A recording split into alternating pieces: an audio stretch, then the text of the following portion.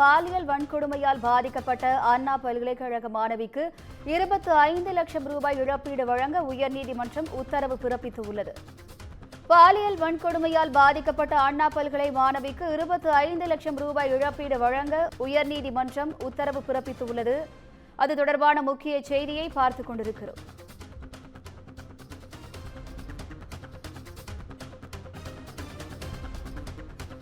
பாலியல் வன்கொடுமையால் பாதிக்கப்பட்ட அண்ணா பல்கலை மாணவிக்கு 25 லட்சம் ரூபாய் இழப்பீடு வழங்க உயர்நீதிமன்றம் உத்தரவு பிறப்பித்துள்ளது. கூடுதல் விவரங்களை தலைமைச் செய்தியாளர் சிவா வழங்க கேட்கலாம். வணக்கம் சிவா, கூடுதல் விவரங்கள். அண்ணா பல்கலைக்கழகத்தில் பாலியல் வன்கொடுமைக்கு உள்ளாக்கப்பட்ட அந்த மாணவிக்கு 25 லட்சம் ரூபாய் இழப்பீடு வழங்க வேண்டும் என்று சென்னை உயர்நீதிமன்றம் அதற்கான ஒரு உத்தரவை தற்போது பிறப்பித்திருக்கிறது. குறிப்பாக இந்த வழக்கை பொறுத்தவரை இந்த வழக்கை தமிழக காவல்துறை விசாரிக்க கூடாது, சிபிஐ விசாரிக்க வேண்டும் என்ற போன்ற ஒரு மனுதான் தாக்கல் செய்யப்பட்டிருந்தது. இந்த மனு மீதான விசாரணை 2 நீதிபதிகள் கொண்ட அமர்வு மேற்கொண்டு வந்த நிலையில இதில் உத்தரவை தற்போது சென்னை உயர்நீதிமன்றம் பிறப்பித்திருக்கிறது.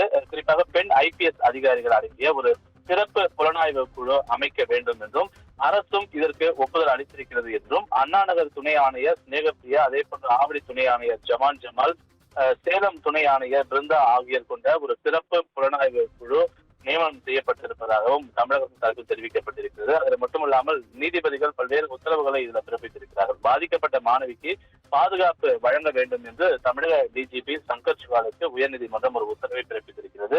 அதே போன்றுதான் பாதிக்கப்பட்ட மாணவிக்கு 25 லட்சம் ரூபாய் இழப்பீடாக வழங்க வேண்டும். இந்த இழப்பீடு எதற்காக வழங்க வேண்டும் என்ற ஒரு கருத்தையும் தெரிவித்திருக்கிறார் நீதிபதிகள். முதல் தகவல் அறிக்கை வெளியிட்டதால் தான் இந்த இழப்பீடு வழங்கப்பட வேண்டும்.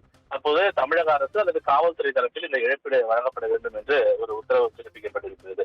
அதே போல கல்வி கட்டணம், தேர்வு கட்டணம் உள்ளிட்ட எந்த கட்டணமும் வசூலிக்காமல் மாணவி படிப்பை தொடர்ந்து முடிக்க அனுமதிக்க வேண்டும் என்ற ஒரு உத்தரவும் நீதிபதி மூலமாக பிறப்பிக்கப்பட்டிருக்கிறது.